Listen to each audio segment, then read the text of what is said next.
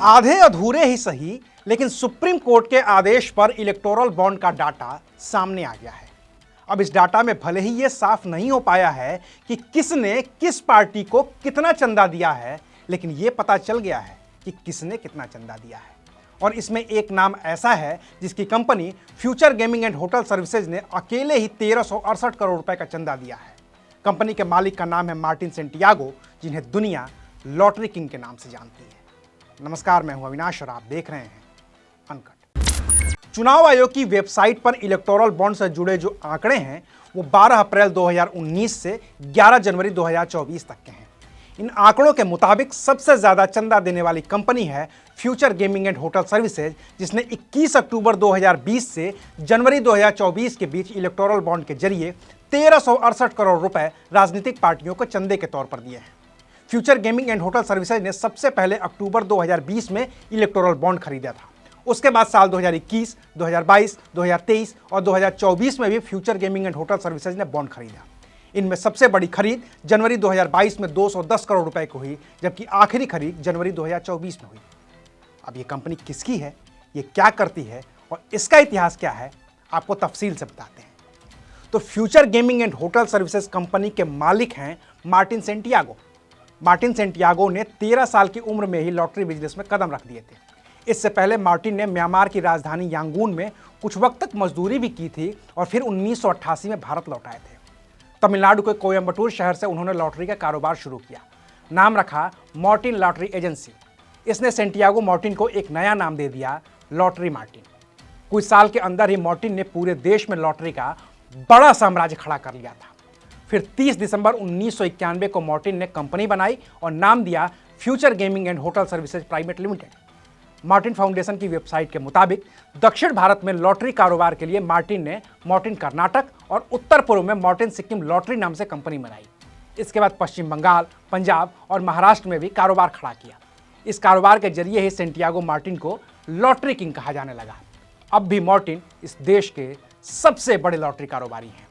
Company की website का दावा है कि मार्टिन की कंपनी अरुणाचल प्रदेश, असम, गोवा, केरल, मध्य प्रदेश, महाराष्ट्र, मणिपुर, मेघालय, मिजोरम, नागालैंड, पंजाब, सिक्किम और पश्चिम बंगाल में लॉटरी का कारोबार करती है, जिसके लिए कंपनी के पास करीब 1000 लोग मौजूद हैं।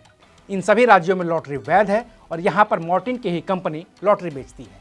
लॉटरी के अलावा मार्टिन सेंटियागो की company real estate, construction, alternative energy, visual media, entertainment, textile and yarn, hospitality, health care and education, software and technology, property development, agro और बिल्डिंग मटेरियल में भी बड़ा दखल रखती है। लेकिन मार्टिन सेंटियागो की लाइफ में सब कुछ अच्छा ही नहीं है। उनका विवादों से भी गहरा नाता रहा है और खास तौर से राजनीतिक पार्टियों के साथ उनके रिश्ते बनते बिगड़ते रहे हैं। 2008 में मार्टिन के ऊपर सिक्किम में 4500 करोड़ रुपए के फ्रॉड करने का आरोप लगा था। अभी वो इस मामले से उभर पाते उससे पहले ही केरल में सेंटियागो मार्टिन के दिए गए 2 करोड़ रुपए के चंदे को लेकर विवाद हो गया। दरअसल सेंटियागो मार्टिन ने तब केरल के सीपीएम के मुखपत्र देशाभिमानी को 2 करोड़ रुपए का चंदा दिया था और ये वो वक्त था जब केरल में सीपीएम 2 फाड़ थी। एक का नेतृत्व पिनराई विजयन कर रहे थे, जिनके हिस्से पार्टी का मुखपत्र देशाभिमानी था, तो दूसरे गुट का नेतृत्व वीएस अच्युतानंदन के पास था। जब सेंटियागो मार्टिन ने देशाभिमानी को 2 करोड़ रुपए का चंदा दिया तो सवाल पिनराई विजयन पर भी उठे। ऐसे में पिनराई विजयन ने सेंटियागो मार्टिन के पैसे लौटा दिए और मालाबार रीजन के कद्दावर नेता ईपी जयराजन को मुखपत्र देशाभिमानी के जनरल मैनेजर के पद से भी हटा दिया।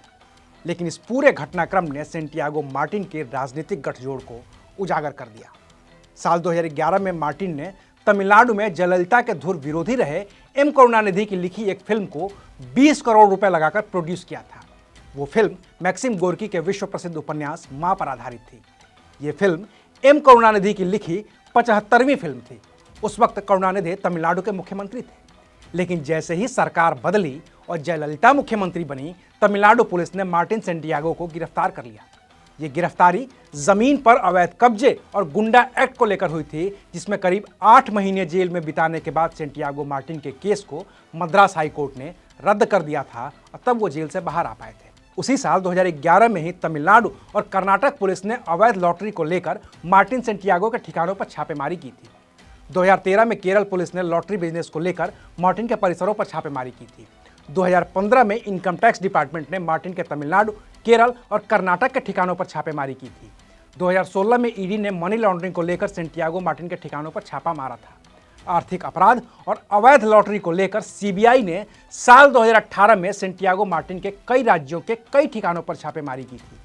अभी मई 2023 में ही ईडी ने मार्टिन की 457 करोड़ रुपए की संपत्तियों को मनी लॉन्ड्रिंग कानून के तहत अटैच भी किया था, जो सिक्किम सरकार के करीब 900 करोड़ रुपए के नुकसान से जुड़ा हुआ मामला था। ईडी के मुताबिक दिसंबर 2021 से जुलाई 2022 के बीच ईडी ने मार्टिन और उससे जुड़ी कंपनियों की करीब 603 करोड़ रुपए की संपत्ति जब्त कर रखी है। तो ये है पूरी कहानी उस शख्स की जिसे दुनिया लॉटरी किंग के नाम से जानती है और जिसने अपनी company future gaming and hotel services के जरिए इलेक्टोरल बॉन्ड खरीद कर राजनीतिक पार्टियों को सबसे बड़ा चंदा दिया है। अभी के लिए शुक्रिया। आप देख रहे थे अनकट।